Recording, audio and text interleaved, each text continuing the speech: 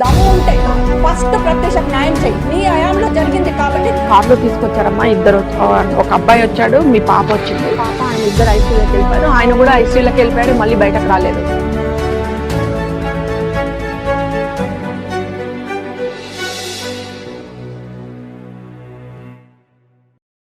నమస్తే folks, welcome to my channel. Folks, మనం తప్పు చేసినప్పుడు పట్టుబడతామేమో అనే భయం, పట్టుబడకూడదనే ఆశ ఉంటుంది. ఆ టైంలో ఆశ, భయం రెండు ఒకేలా ఉంటాయి, పెద్ద తేడా ఏమీ ఉండదు. అసలు నేను ఈ మాట చెప్పడానికి గల కారణం నటి ప్రత్యూష విషయమే. నటి ప్రత్యూష గురించి ఇప్పటి ప్రేక్షకులకి పెద్దగా తెలియకపోవచ్చు గాని 22 ఏళ్ల క్రితం మోహన్ బాబుతో రాయుడు, శ్రీరాములయ్య, నాగార్జునతో స్నేహం అంటే ఇదేరా, ఉదయ్ కిరణ్ తో కలుసుకోవాలని వంటి చిత్రాల్లో నటించి ప్రేక్షకుల్ని తన హోమ్లీ లుక్ తో ఆకట్టుకుంది. అలా స్టార్ హీరోయిన్ గా ఎదుగుతుందని అందరూ అనుకుంటున్నప్పుడే ఉన్నట్టుండి తను ఈ లోకాన్ని వదిలి వెళ్లిపోవడంతో ఈ వార్త టాలీవుడ్ మొత్తాన్ని కుదిపేసింది. అలా ఆమె మరియు తన బాయ్ ఫ్రెండ్ సిద్ధార్థ్ రెడ్డి గడ్డి మందు తాగగా వారిద్దరిలో ప్రత్యూష ఈ లోకాన్ని వదిలి వెళ్లిపోగా అతను మాత్రం ప్రాణాలతో బయటపడడంతో మీడియాలో ఈ విషయంపై హల్చలవుతూ ప్రేమించిన వాడే తన ఫ్రెండ్స్ తో కలిసి ఆమెపై దౌర్జన్యం చేసి తనని ఈ భూమి మీద లేకుండా చేశాడనే వార్తలు అన్ని చోట్ల హల్చలవడంతో ప్రత్యూష తల్లి అతనిపై కోర్టులో కేసేయగా కోర్టు ఈ కేసుని సిబిఐకి అప్పగిస్తూ అదే సమయంలో రాష్ట్ర ప్రభుత్వం 3 వైద్యులతో కూడిన ఒక కమిటీని కూడా ఏర్పాటు చేసింది.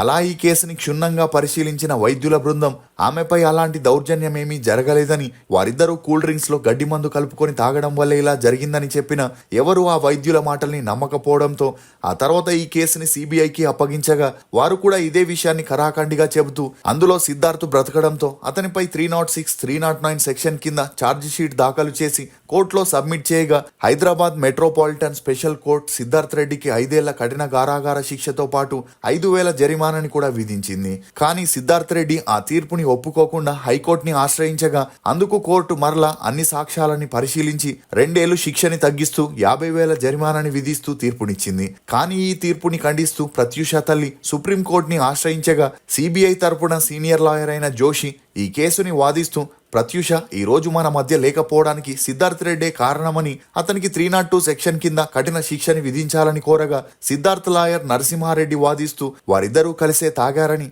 దీంట్లో సిద్ధార్థ్ ప్రత్యూషని ఉసిగొల్పేందుకు అవకాశం లేదని, తన క్లయింట్ ని నిర్దోషిగా పరిగణించి విడుదల చేయాలని కోర్టుని కోరగా 2012 నుండి సుప్రీంకోర్టులో ఈ కేసు విచారణలో ఉందని చెప్పొచ్చు. అలా తాజాగా అంటే నవంబర్ 19న మళ్లీ విచారణ కొనసాగగా సుప్రీంకోర్టు ఇవ్వబోయే ఫైనల్ తీర్పు ఎవరి పక్షాన ఉంటుందో అని అందరిలోనూ ఆసక్తి నెలకొనింది. అసలు ప్రత్యూష మరణానికి గల కారణాలేంటి, సిద్ధార్థ్ రెడ్డికి ప్రత్యూషకి మధ్య అసలేం జరిగింది, ఇండస్ట్రీ వారు ప్రత్యూష తల్లికి ఎందుకు సపోర్ట్ చేయడం లేదు, జూనియర్ ఆర్టిస్ట్ గా ఉన్న ప్రత్యూష స్టార్ హీరోయిన్ గా ఎలా ఎదిగింది, 21 ఏళ్లైన ప్రత్యూష కేసు ఇంకా ఎందుకు ఒక కొలిక్కి రావట్లేదు అనే నమ్మలేని నిజాన్ని ఈ వీడియోలో చెప్పడానికి నేను ప్రయత్నిస్తాను. మీరు మాత్రం ఈ వీడియోని పూర్తిగా చూడండి. ఈ భూమి మీద నాకు నచ్చే షాయే లేదా? అగో అక్కడేదో మెరుస్తుంది ఏంది? నేను తిరిగాను దేశాలు లేవు, నేను ఏ దేశాలు లేవు. డిన్నర్ కు డెన్మార్క్ పోయినా, లంచ్ కు లండన్ పోయినా, నాస్టాకు నార్వే పోయినా, షాయ్కి మాత్రం బేబర్ కేఫ్ కే వచ్చిన. బేబర్ కేఫ్ కే ఎందుకు వచ్చిన అంటే గల్లీకి గంపెడి షాయిలు, దుడ్డుకు దొబ్బేడి కేఫ్లు. మనసుకు నచ్చే షాయి కోసం మలేషియా పోయేటోని. మణికొండలో మట్టి కప్పులో వస్తురంటే మనసు మరలి ఇటు వచ్చిన. బా ఒక్క కప్పు తాగే వరకు మనసు గిప్పుమన్నది. ₹1,00,000 ఫ్రాంచైజ్ అంటే లత్కొరు ముచ్చట అనుకున్న, లోపలికొచ్చి చూస్తే లగ్జరీ ముచ్చటున్నది. దేశాలు తిరిగే దేశ దిమ్మని నేను. యా పొక్కలో యా బిజినెస్ ఉందో మీకంటే ఎక్కువ నాకే బాగా తెలుసు. భూతద్దం పెట్టి వెతికిన ఇసొంటి బిజినెస్ మీరు చూసి ఉండరు. ఇచ్చే ₹1,00,000 container, boarding, tea powder, tea cups, kitchen setup, marketing, master support ఎవరిస్తారు బై? అటు ఇటు ఆలోచించకుండా స్క్రీన్ మీద ఉన్న నెంబర్ కి కాల్ చేసి డీటెయిల్స్ కనుక్కొని బేబర్ కేఫ్ ఫ్రాంచైజ్ తీసుకుని మంచిగా బిజినెస్ చేసుకోరి. ఇదే మన బేబర్ కేఫ్ టేస్ట్ కి కెరాఫ్. పింకీ అలియాస్ ప్రత్యూష. ఈమె 1981 ఆగస్టు 29న తెలంగాణలోని భువనగిరిలో ఒక మధ్యతరగతి కుటుంబంలో జన్మించింది. తండ్రి చంద్రశేఖర్, తల్లి సరోజినీదేవి. ఈమెకి ప్రణీత్ చంద్ర అనే తమ్ముడు కూడా ఉన్నాడు. ఇక ప్రత్యూష తండ్రి హైదరాబాద్ లోని సిండికేట్ బ్యాంక్ లో పనిచేస్తూ కుటుంబాన్ని పోషిస్తే తల్లి గవర్నమెంట్ టీచర్ గా పనిచేస్తూ ఉండేది. దీంతో పని నిమిత్తం ఫ్యామిలీ మొత్తం భువనగిరి నుండి హైదరాబాద్ కి షిఫ్ట్ అయి తార్నాకాలో ఒక హౌస్ ని రెంట్కు తీసుకుని ఉండేవారు. ఇక ప్రత్యూష తన స్కూలింగ్ ని తార్నాకాలోని సెయింట్ ఎన్స్ హై స్కూల్లో చదివింది. చదువుల్లో చురుగ్గా ఉన్న ప్రత్యూషకి చిన్న చిన్నప్పటి నుండి యాక్టింగ్ డాన్స్ పై మక్కువ ఎక్కువగా ఉండేది. అలా ప్రత్యూష 7th స్టాండర్డ్ చదివేటప్పుడు తన తండ్రి హఠాత్తుగా మరణించడంతో కుటుంబ బాధ్యతలన్నీ తల్లి మీదే పడ్డాయి. ఇక అలా ప్రత్యూష తల్లి తనకి వచ్చే జీతంతోనే ఫ్యామిలీని ఎలాగోలా మెయింటైన్ చేస్తూ తన పిల్లల్ని చదివిపిస్తుండేది. ఇక ప్రత్యూష తన ఇంటర్మీడియట్ కోసం హిమాయత్ నగర్ లోని గౌతమి రెసిడెన్షియల్ అకాడమీలో చేరింది. అలా అక్కడ చదువుతున్నప్పుడే సిద్ధార్థ్ రెడ్డి అనే తన క్లాస్మేట్ ని కలవడం, అలా వీరిద్దరికి మంచి పరిచయం పెరిగి ఆ పరిచయం కాస్త నిదానంగా సన్నిహిత్యంగా మారి కొద్ది రోజుల్లోనే వీరు ప్రేమలో పడ్డారు. ఇదిలా ఉంటే తన తల్లి తమని పోషించేందుకు పడే కష్టాన్ని దగ్గరుండి చూసిన ప్రత్యూష తను కూడా బాగా డబ్బు సంపాదించి తన ఫ్యామిలీకి ఏ లోటు లేకుండా చూసుకోవాలనుకునేది. ఇక ఈ క్రమంలోనే తన స్నేహితుల సలహా మేరకు సినిమాల్లో ట్రై చేయమని, అందులోకి వెళ్తే బాగా డబ్బు సంపాదించొచ్చని చెప్పగా తనకి సినిమాలపై ఇంట్రెస్ట్ ఏర్పడినా అక్కడికి ఎలా వెళ్లాలో ఏం చేయాలో తెలియక ప్రత్యూష సతమతమవుతున్నప్పుడే జెమినీ టీవీలో ప్రసారమయ్యే జగదేక వీరుడు అతిలోక సుందరి అనే ప్రోగ్రామ్ కి కొత్త హీరోయిన్లు కావాలని ఒక ప్రోగ్రామ్ ని కండక్ట్ చేయడం జరిగింది. ఇక ఈ విషయం తెలుసుకున్న ప్రత్యూష తన ఫోటోని జెమినీ టీవీకి పంపగా ఆ ప్రోగ్రామ్ లో ఆమెను సెలెక్ట్ చేయడంతో ఇదే విషయం తల్లికి చెప్పగా తల్లి కూడా కూతురికి సపోర్ట్ ఇవ్వడంతో ప్రత్యూష ఆనందానికి అవధులు లేకుండా పోయాయి. అలా ఆ ప్రోగ్రామ్ లో 20 మంది అబ్బాయిలు 20 మంది అమ్మాయిలు పాల్గొనగా ఫైనల్ గా 7 ఫైనల్ లిస్ట్ లో సెలెక్ట్ అయ్యారు. ఇక ఆ ప్రోగ్రామ్ లో సెలెక్ట్ అయిన అమ్మాయిల్లో యాంకర్ ఉదయభాను, సింగర్ సునీత, ప్రత్యూష మరియు లయ ఉండడం విశేషం. ఇక అలా హోరాహోరీగా జరిగిన ఆ ప్రోగ్రామ్ లో ప్రత్యూష గెలుస్తుందని అందరూ అనుకున్నారు. కానీ ఆమె యాక్టింగ్ అంతంత మాత్రమే ఉందని జడ్జిగా ఉన్న రాఘవేంద్రరావు గారు చెప్పి ప్రత్యూషకి 3rd ప్లేస్ ఇస్తూ యాక్టింగ్ ని ఇంప్రూవ్ చేసుకోమని చెప్పడం జరిగింది. దీంతో ప్రత్యూష తల్లి తన కూతుర్ని ఎలాగైనా సినిమా ఇండస్ట్రీలో హీరోయిన్ ని చేయాలని ఆ ప్రోగ్రామ్ మేనేజర్ ని కలిసి ప్రత్యూషకి యాక్టింగ్ కోచింగ్ ఇప్పించాలని, అందుకు తనకెవరైనా తెలిసిన వారుంటే చెప్పమనగా అతను బట్టి శ్రీరాముల గారి కాంటాక్ట్ ని ఇవ్వడం జరిగింది. ఇక అలా ప్రతిరోజు అతని దగ్గర ప్రత్యూష యాక్టింగ్ కోచింగ్ తీసుకుంటూ మరోవైపు రాకేష్ మాస్టర్ దగ్గర డాన్స్ క్లాసెస్ కి వెళ్తూ ఉండేది. అలా ఎప్పుడైతే ప్రత్యూష ఇంటర్ పూర్తయిందో తన చదువులకి ఫుల్ స్టాప్ పెట్టేసి యాక్టింగ్ వైపు తన మక్కువని చూపిస్తే సిద్ధార్థ్ రెడ్డి ఇంజనీరింగ్ కాలేజీలో జాయిన్ అయ్యాడు. ఇదిలా ఉంటే ఒకరోజు బట్టి శ్రీరాములు గారికి డైరెక్టర్ ఎన్ శంకర్ ఫోన్ చేస్తూ తమ మూవీలో పని మనిషి పాత్రకి ఒక అమ్మాయి కావాలని చెప్పగా అందుకు అతను ప్రత్యూషని ఆ షూటింగ్ స్పాట్ కి పంపించడం జరిగింది. ఇక అలా శ్రీరాములయ్య మూవీలో పని మనిషి ముత్యాలు పాత్రకి ప్రత్యూషని సెలెక్ట్ చేయగా ఆమెకి ఆ పాత్ర చేయడం ఇష్టం లేకపోయినా వచ్చిన అవకాశాన్ని వదులుకోకూడదని తన తల్లి సలహా మేరకు 3 రోజులు షూటింగ్ ని కంప్లీట్ చేసింది. ఇక ఇదిలా ఉంటే కొన్ని నెలల తర్వాత మోహన్ బాబు బట్టి శ్రీరాములు గారికి ఫోన్ చేసి తను రాయుడు అనే మూవీని తీస్తున్నాడని, అందులో తన కూతురు పాత్రకి ఒక మంచి అమ్మాయి కావాలని అడగ్గా అందుకు అతను ప్రత్యూష అప్పటికే పని మనిషి క్యారెక్టర్ చేసుండడంతో ఆమెను తప్ప తన దగ్గర ట్రైనింగ్ తీసుకుంటున్న అమ్మాయిలందరినీ పంపించడం జరిగింది. కానీ ఆ ఆడిషన్ లో వారు అనుకుంటున్నట్లుగా అమ్మాయి దొరకకపోవడంతో బట్టి శ్రీరాములు గారికి వేరే దారి లేక చివరిగా ప్రత్యూషని ఆడిషన్ కి పంపించారు. ఇక ఆ ఆడిషన్ లోనే మోహన్ బాబు ప్రత్యూషని చూసి నిన్నెక్కడో చూసినట్టుందని అడగ్గా అందుకు ప్రత్యూష శ్రీరాములయ్య మూవీలో పని మనిషి ముత్యాలు క్యారెక్టర్ ని నేనే చేశానని చెప్పడంతో మోహన్ బాబు ఆలోచించి చెప్తామని చెప్పి ప్రత్యూషని పంపించేశారు. ఇక అలా ఆ తర్వాత ఆ పాత్రకి ఇతర అమ్మాయిల్ని పిలిచి ఆడిషన్ చేసిన ప్రత్యూష ఆ పాత్రకి సెట్ అయినట్లు ఎవరూ సెట్ కాకపోవడంతో మోహన్ బాబుకి వేరే దారి లేక ప్రత్యూషని ఆ క్యారెక్టర్ కి సెలెక్ట్ చేసి అగ్రిమెంట్ ని చేపించుకోవడం జరిగింది. ఇక అలా ఆ మూవీ షూటింగ్ పూర్తి చేసుకుని 1998లో రిలీజ్ చేయగా ప్రత్యూష పాత్రకి మంచి గుర్తింపు రావడంతో ఇక పైన తనకి హీరోయిన్ గా ఛాన్సులు వెతుక్కుంటూ వస్తాయనుకుంది.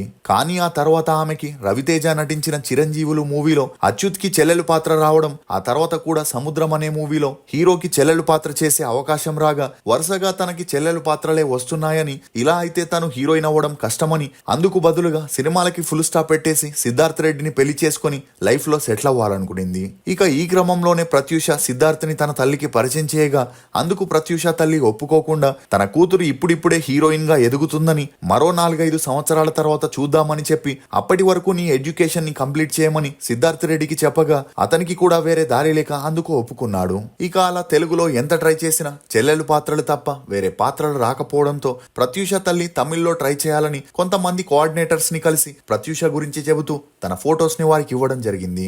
ఇదిలా ఉంటే తమిళ్లో భారతిరాజా తను డైరెక్ట్ చేస్తున్న కాదల్ పూకల్ అనే మూవీలో హీరోయిన్ గా యాక్ట్ చేస్తున్న అమ్మాయిని కోపంలో కొట్టడంతో ఆమె ఆ మూవీ షూటింగ్ మధ్యలోనే వెళ్లిపోయింది. దీంతో మరో హీరోయిన్ కోసం వెతుకులాట ప్రారంభించగా అదే సమయంలో ఆర్టిస్ట్ కోఆర్డినేటర్ ప్రత్యూష ఫొటోస్ ని తనకి చూపించగా భారతిరాజాకి ప్రత్యూష లుక్స్ బాగా నచ్చి ఆమెను హీరోయిన్ గా సెలెక్ట్ చేయడంతో ఇమీడియట్ గా ప్రత్యూష మరియు తన తల్లి తమ మకాన్ని హైదరాబాద్ నుండి చెన్నైకి మార్చారు. ఇక అలా ఆ మూవీ షూటింగ్ జరిగేటప్పుడే ప్రత్యూషకి హీరో మురళితో పెరిగిన మంచి పరిచయం కారణంగా అతనితో కలిసి మనోనీది అనే మూవీలో కూడా హీరోయిన్ గా చేసే ఛాన్స్ వచ్చింది. ఇక అలా తమిళ్లోనే పున్నాన నేరం, దవసి, సూపర్ కుటుంబం అనే సినిమాల్ని బ్యాక్ టు బ్యాక్ చేస్తూ కొంతవరకు గుర్తింపును పొందింది. ఇక ఇదే సమయంలో ప్రత్యూష పేరు తమిళ సీనియర్ హీరోస్ తో గట్టిగా వినిపించడంతో ఇదే విషయం మీడియాలో కోడై కూసింది. అలా ప్రత్యూష ఎప్పుడైతే ఉదయ్ కిరణ్ తో కలుసుకోవాలని అనే మూవీని చేసిందో అందులో తనకి మంచి గుర్తింపు రాగా ఆ తర్వాత ప్రత్యూషతో డైరెక్టర్ తేజ జయం మూవీని ప్లాన్ చేసి తనని ఆడిషన్ కి పిలవడం జరిగింది. ఇక మరోవైపు సిద్ధార్థ్ రెడ్డికి మాత్రం ప్రత్యూష బిజీ అయ్యే కొద్దీ తనని అవాయిడ్ చేయడం, షూటింగ్ లో బిజీగా ఉండడం తట్టుకోలేకపోయాడు. అందుకు తోడు ప్రత్యూషపై వస్తున్న న్యూస్లని కూడా చూసి తనలో తాను కుమిలిపోతుండేవాడు. ఇక పెళ్లి చేసుకుందామంటే ప్రత్యూష తల్లి ఇప్పుడే పెళ్లికి అంగీకరించకపోవడంతో సిద్ధార్థ్ తాడో పేడో తేల్చుకోవాలని ఒకరోజు ప్రత్యూషకి ఫోన్ చేసి తనని కలవాలని పంజాగుట్టలోని ఒక ప్లేస్ కి రమ్మని చెప్పాడు. ఇక అలా ప్రత్యూష సిద్ధార్థ్ ని కలిసి వస్తానంటే తన తల్లి ఒప్పుకోదు కాబట్టి తనతో పార్లర్ కి వెళ్ళొస్తానని చెప్పి తన కజిన్ తో కలిసి స్కూటీపై పంజాగుట్టకి వెళ్ళగా తన కజిన్ ని పార్లర్ దగ్గరే వెయిట్ చేయమని హాఫ్ అన్ అవర్ లో వస్తానని చెప్పి ప్రత్యూష సిద్ధార్థ్ రెడ్డితో కలిసి సాయంత్రం 5:30 గంటలకి బయలుదేరింది. అలా వీరిద్దరూ నెక్లెస్ రోడ్డుకి వెళ్ళగా కారులోనే మాట్లాడుకుంటూ సిద్ధార్థ్ రెడ్డి ప్రత్యూషతో ఇకపైన సినిమాల్లో యాక్ట్ చేయొద్దని తామిద్దరం పెళ్లి చేసుకుందామని చెప్పగా అందుకు ప్రత్యూష తనకిప్పుడే సినిమాల్లో కెరియర్ స్టార్ట్ అయిందని, అన్ని భాషల్లోనూ మంచి ఛాన్సులు వస్తున్నాయని, ఇప్పటికిప్పుడు నిన్ను పెళ్లి చేసుకోలేనని, కాస్త టైం కావాలని, అందుకు వెయిట్ చేయమని, అంతలా వెయిట్ చేయలేకపోతే మరో అమ్మాయిని చూసి పెళ్లి చేసుకోమని చెప్పడంతో ఇలాంటిదేదో జరుగుతుందని సిద్ధార్థ్ రెడ్డి అప్పటికే కూల్ డ్రింక్స్ లో గడ్డి మందుని కలుపుకొని తీసుకొని రాగా మాటల్లో వీరిద్దరి మధ్య ఆర్గ్యుమెంట్ పెరగడంతో అతని మాటలతో విసుగు చెందిన ప్రత్యూష తాను వెళ్తానని తన కజిన్ వెయిట్ చేస్తుందని చెప్పగా అప్పటికే మానసికంగా కృంగిపోయిన సిద్ధార్థ్ రెడ్డి నువ్వు లేకుండా నాకు ఈ జీవితం వద్దని కూల్ డ్రింక్ బాటిల్ ని ఓపెన్ చేసి కొంతవరకు తాగేశాడు. దీంతో ప్రత్యూష టెన్షన్ పడుతూ సిద్ధార్థ్ ని ఆపి తన చేతుల్లో ఉన్న బాటిల్ ని తీసుకొని ఇదంతా నా వల్లే జరిగిందని క్షణికావేశంలో తను పూర్తిగా తాగేసింది. ఇక అలా సిద్ధార్థ్ రెడ్డి హుటాహుటిగా ప్రత్యూషని పక్కనే ఉన్న కేర్ హాస్పిటల్ కి రాత్రి 7 గంటలకి తీసుకెళ్లగా ఆమెతో పాటు తను కూడా అడ్మిట్ అయ్యాడు.